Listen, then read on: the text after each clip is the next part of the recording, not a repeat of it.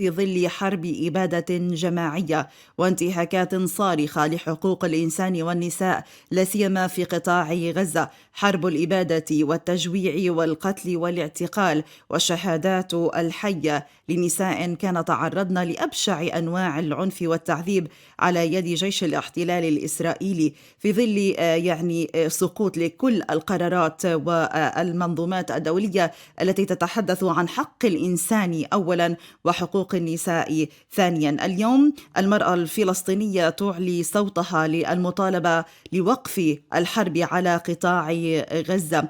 هذه الحرب التي راح ضحيتها قرابة 9,000 شهيدة ويزيد وفقا لتقديرات وزارة الصحة الفلسطينية. اليوم الاتحاد العام للمرأة الفلسطينية وعدد من الأطر والمؤسسات والجمعيات النسوية تنظم مسيرة لإسناد المرأة الفلسطينية في مواجهة العدوان المتواصل سواء على قطاع غزة أو ما يوازيه من انتهاكات في الضفة الغربية وفي العاصمة القدس، لإعلاء صوت الفلسطيني الموحد داخل فلسطين وفي محافظات الوطن وفي كل الشتات.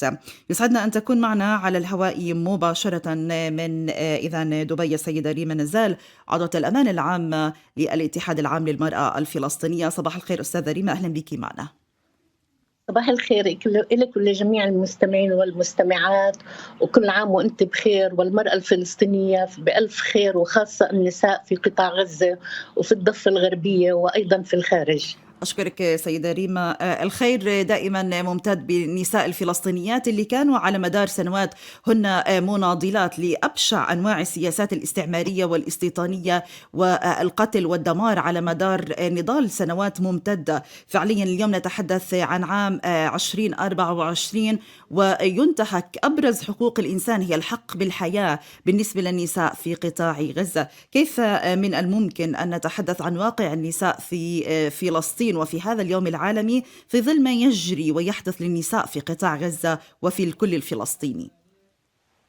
بالتأكيد أن هذا الآذار يوم المرأة العالمي في فلسطين يختلف عن أي آذار آخر سواء في العالم أو حتى لسنوات سبقت في فلسطين، لأنه ما بين آذارين، آذار 2023 و24، جرت مستجدات ومتغيرات أبرزها حرب الإبادة والتطهير العرقي والتهجير التي تتعرض لها المرأة الفلسطينية وخاصة في قطاع غزة.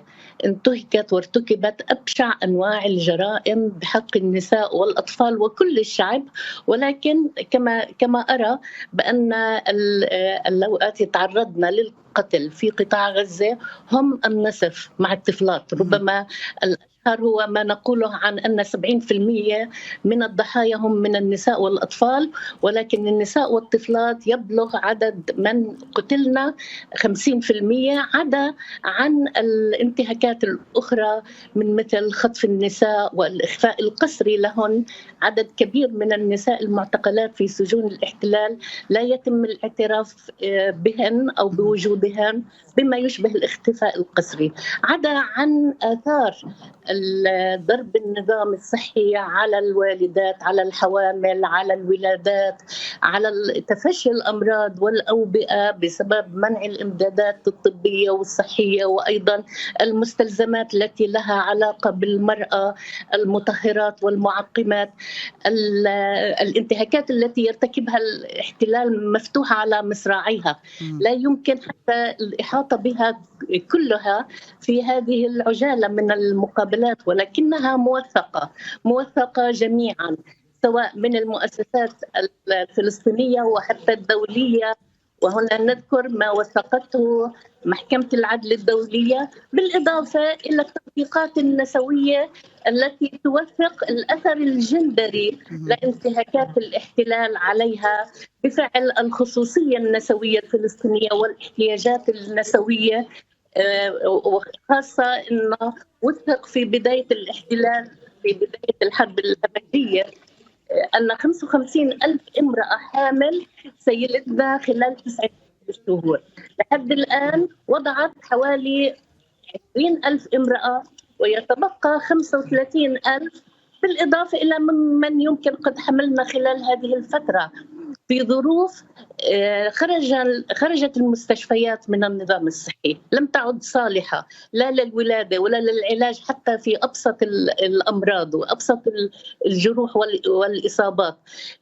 عرف يعني وتم تسجيل أن عدد من النساء ولد يعني وضعوا أحمالهم في العراء، في الحدائق، في بيوت الإيواء، على أيدي صديقاتهم أو جيرانهم وليس على أيدي طبيبات.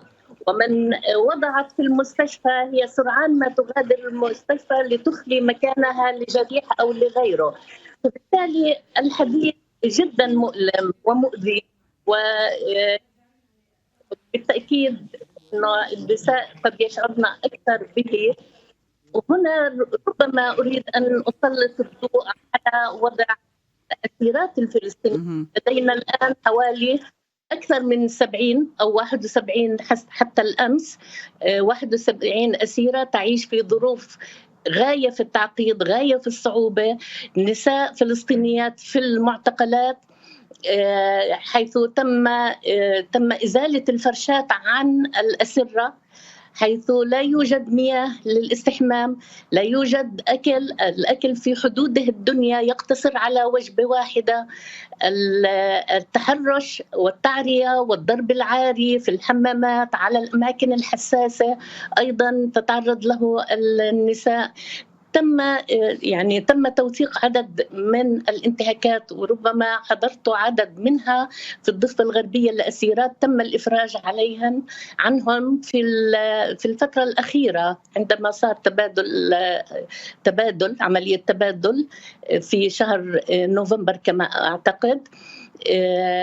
روت النساء عن يعني ما تعرضنا له تحديدا بعد 7 أكتوبر، وروت إحداهن بأنهم يعني تعرضوا للحديث البذيء بعد جلب أفراد من عائلاتهم لتشهد أمامهم النساء. نعم. بما يشكل هذا من إحراج ومن إهانة ومن ذل، عدا عن أن بعض الأسرى من الرجال تحدث عن موضوع أيضا له علاقة بأن يعني تم إدخال الأسيرات وهن عاريات بينما الرجال نعم. ينظر، بما جرح الجهتين. نعم. انتهاكات لا حدود لها. نعم. اليوم لم يعرف مثلها سيدة ريما، هذه الانتهاكات هي ممتدة على مدار سنوات وجود الاحتلال الإسرائيلي واستهداف النساء على وجه التحديد من خلال القتل والاعتقال والتنكيل والمساس بحرمة أجسادهن، كما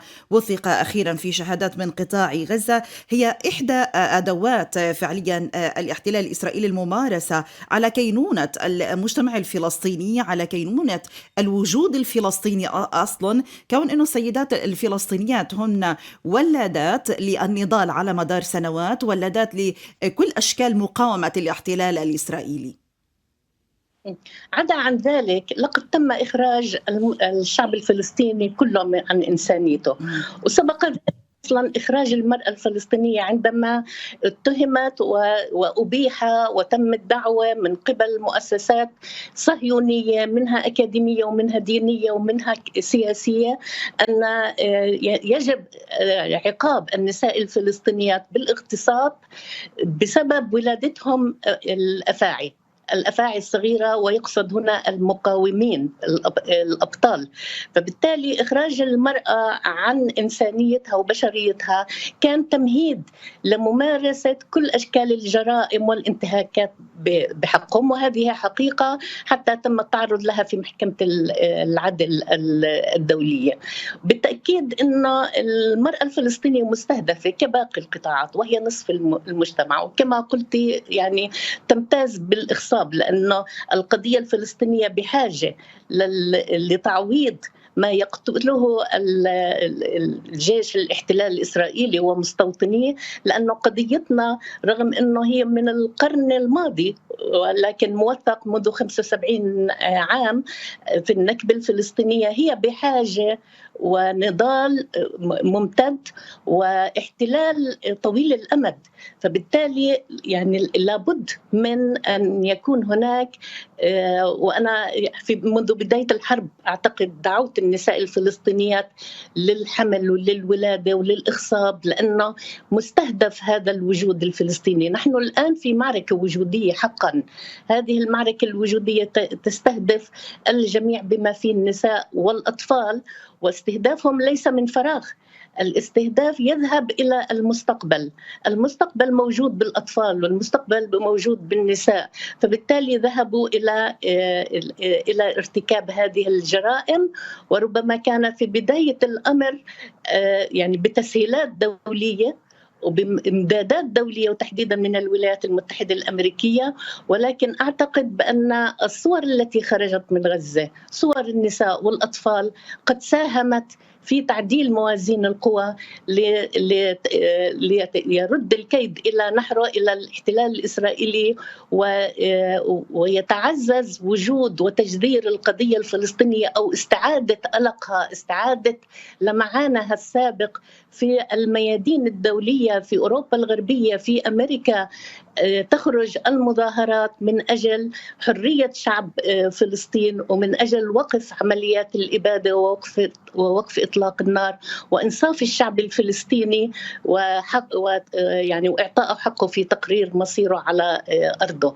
نحن في هذا يعني أحب أن أقول بأن هناك عديد الفعاليات في الأراضي المحتلة وأيضا في خارجها، في مخيمات اللجوء والشتات. ونحن نعد نفسنا لأكثر من ذلك، بأن المصادفة أجت في أن لجنة المرأة في الأمم المتحدة يعني بعد أيام ستعقد اجتماعها 68. هذا الاجتماع هو موجود تحت شعار الحماية الاجتماعية، والحماية الاجتماعية يستلزمها قبل ذلك حماية الوجود، حماية الحياة. الحق في الحياة في الأراضي الفلسطينية المحتلة هو منتهك، هو يعني لا تعتبر به دولة الاحتلال ولا تذعن له، مع أنه حق من حقوق الإنسان. فبالتالي نحن سنحمل قضيتنا إلى بيت الأمم المتحدة. بيت الأمم المتحدة سيعقد الاجتماع 68. نعم سيدة ريما، أسأل يعني أستوقفك قليلا سيدة ريما عفوا على المقاطعة، لكن أستوقفك قليلا. ونحن نتحدث عن اعتماد هذا اليوم الخاص بالمرأة في اليوم العالمي في مظلة الأمم المتحدة منذ عام 75 حتى اليوم، في ظل كل القرارات التي سمعنا عنها، وفي ظل إن صح أن نسميه نوعا ما السراب الذي يحدث والعجز في منظومة القرارات الأممية المنفذة على أرض الواقع في فلسطين. هذا العجز اللي لم يأتي فعليا على يعني قرار بوقف جدي وسريع للحرب على قطاع غزة. اليوم ما تقوله الحركات النسوية في فلسطين، الاتحاد العام للمرأة الفلسطينية وكل المؤسسات النسوية لإعلاء الصوت لمنظمة الأمم المتحدة تحديدا من أجل حماية النساء والإنسان في قطاع غزة؟ نعم، بالتأكيد أنه منظمة الأمم المتحدة وهيئة الأمم المتحدة هي التي استخرجت القرارات المهمة الإيجابية، سواء القرارات ذات الصلة بالقضية الفلسطينية، مع أنها هي تعبر عن صفقة تاريخية لأنه إحنا وجودنا يمتد إلى 48، ولكن ربما كان هذا الحل التاريخي الذي وجد في عام 48، وبقصد بذلك قرار 181. فبالتالي هذه المنظمة التي لديها من القرارات الإيجابية، ولكن أيضا لديها مسألة ازدواجية المعايير، حيث لا تنطبق القرارات في فلسطين على عكس ما يجري في كل دول العالم، وتحديدا وفق إرادة الولايات المتحدة الأمريكية.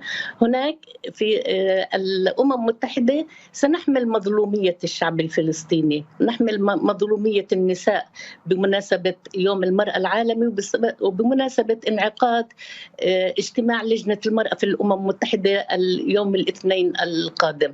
سنحمل هذه المظلومية بأن المرأة الفلسطينية وأيضا يعني التي تتغطى كذلك بالقرار 1325 الذي يتحدث عن النساء في دول النزاع والصراع المسلح. ونحن لدينا صراع بسبب الاحتلال وليس صراع لأسباب لها علاقة بنزاع حدودي أو ما شابه.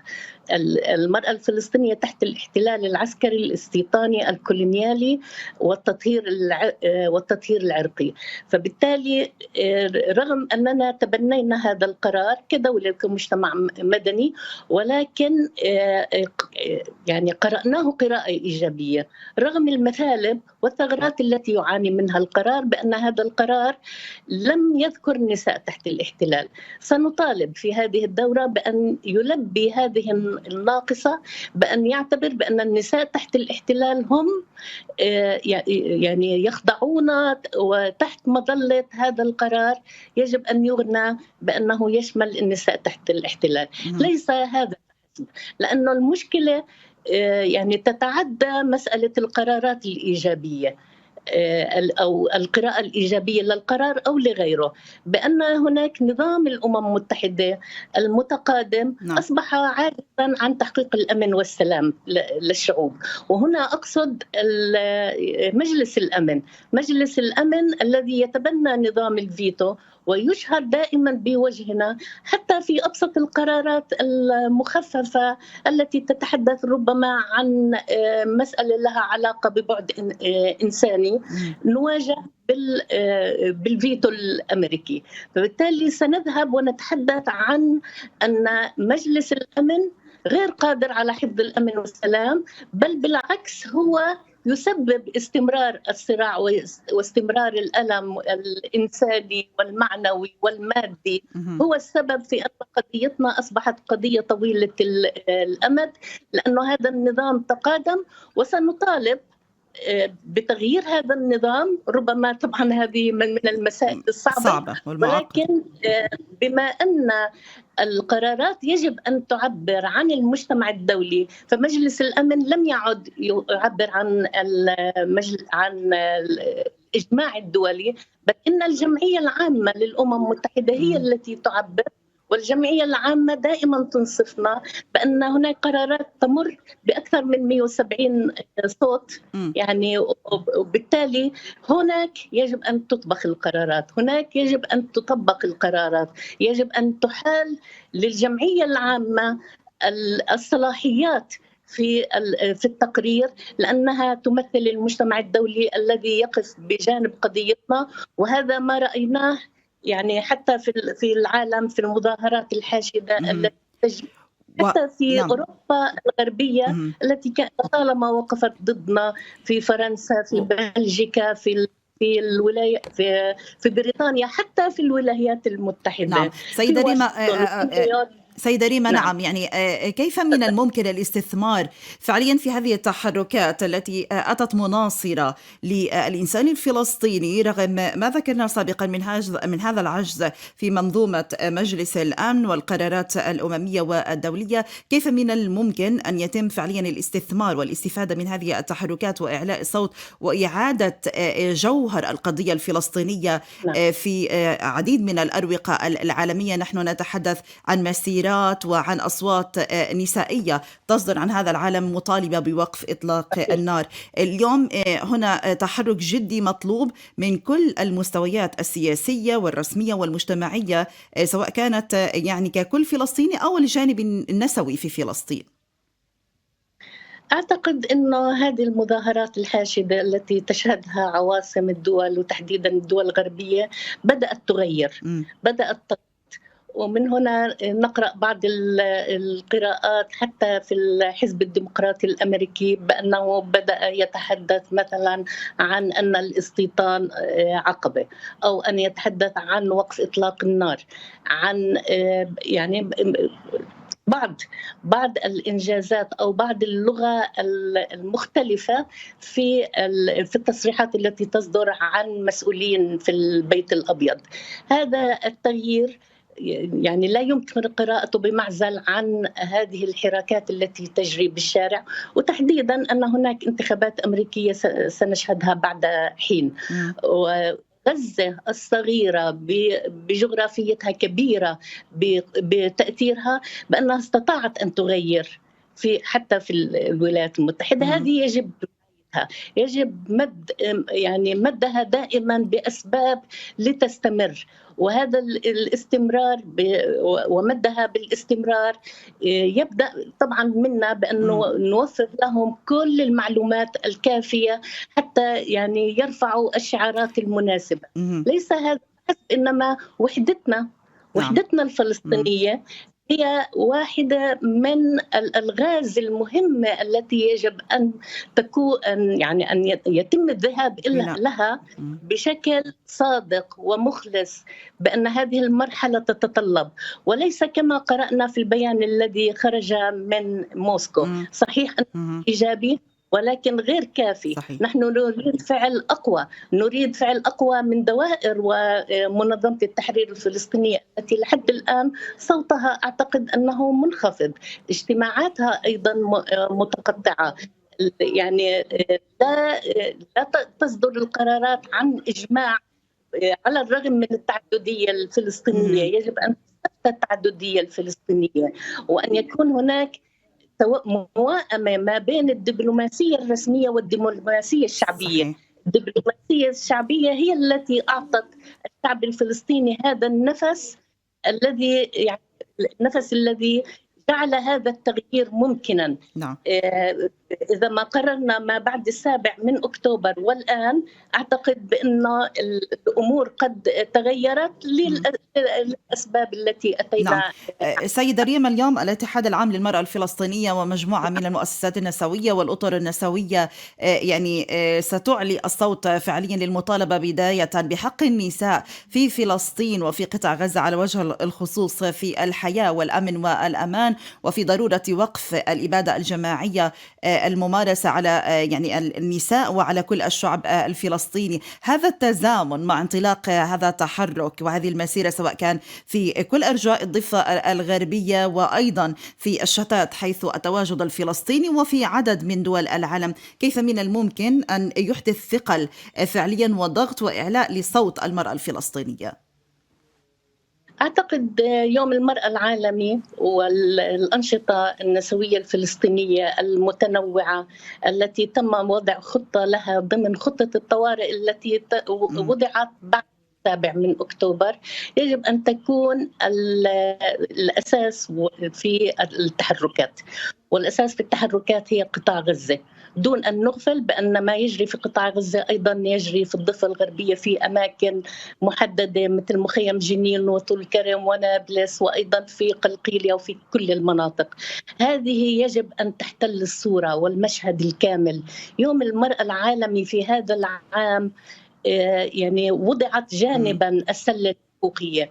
في مثل هذه الأيام كنا دائما نضع المسألتين، لأنه برنامجنا في الحركة النسائية الفلسطينية مزدوج، يزاوج ما بين الاحتياجات الوطنية للتحرر الوطني والاحتياجات الاجتماعية للتحرر الاجتماعي.